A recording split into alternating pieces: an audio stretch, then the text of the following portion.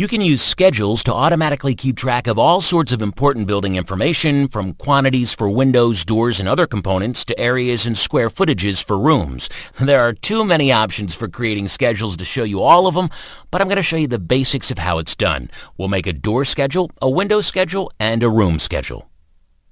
All right, to create a schedule, I'm going to switch to the View tab of the ribbon and click on the schedule icon.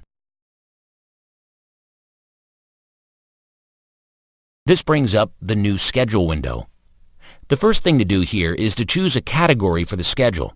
I'm going to choose doors, and I can give the schedule a name, but door schedule will work fine. So I'll simply leave the rest of the properties at the defaults, and I'll click OK to begin defining the schedule properties.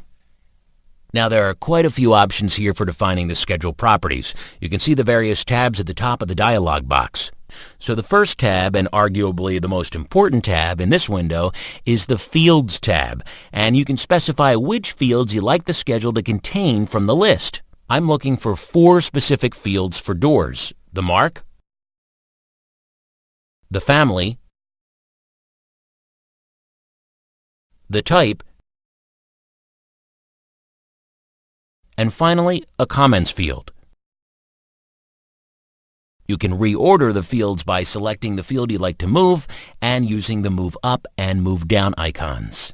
Now once the fields are ordered the way I'd like, I'll leave everything else at the defaults and press OK to create the schedule. When I do, I'm immediately taken to the Modify Schedule panel, and the schedule is open in the workspace. Alright, on the schedule you can see all the different doors in the project. Now the nice thing about Revit and schedules is they're parametrically linked.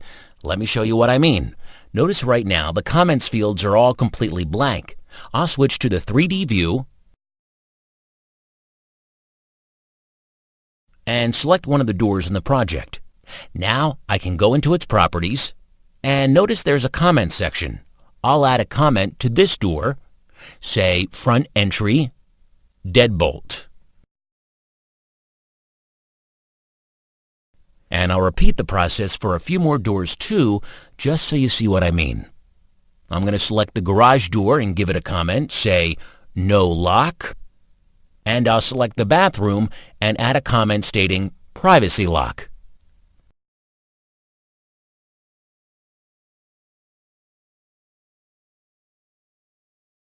Alright, so once I'm done, I can get back to the schedule by double-clicking it in the browser. Notice the comments appear right away and are associated with the correct door mark.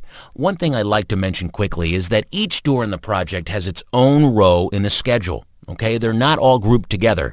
This is pretty common because even though the doors may be the same type, like single flush, they could have different locks or some other property that you didn't specify directly in the model. Alright, let's create a windows schedule, and I'll show you how to group all the windows of the same type together.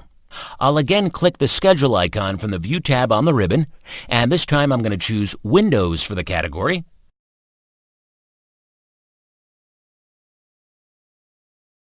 And I'm going to add a few fields, type mark,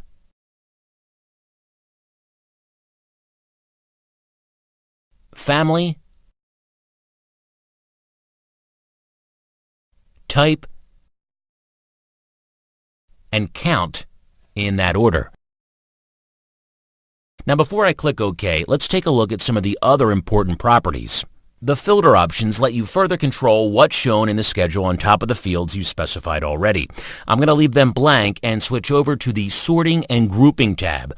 I want to sort the window schedule by type mark, so I'll choose that from the drop-down. We'll look at the Formatting tab a bit more when we create the room schedule, okay? And the Appearance tab lets you control the font, size, grid lines, and other appearance options. So I'll click OK to create the schedule.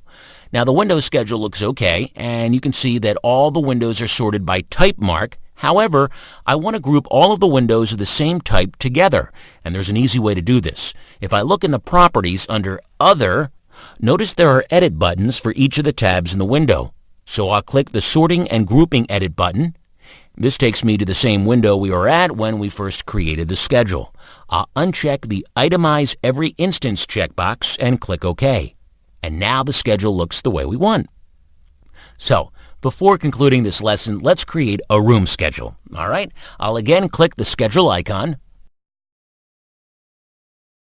choose Rooms for the category, and press OK.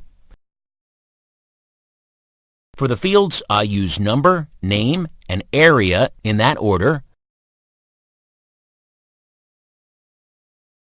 Now I'll click over to the Sorting and Grouping tab and activate the Grand Totals checkbox so that we can see the total area of the rooms. Before I click OK, I have to format the area field, so I click the Formatting tab and select the area field. I could rename the heading or switch the alignment and orientation, but all I really need to do here is check the Calculate Totals box for the area field. And when I click OK, you can see the schedule. The total area of all the rooms here is just over 1,650 square feet.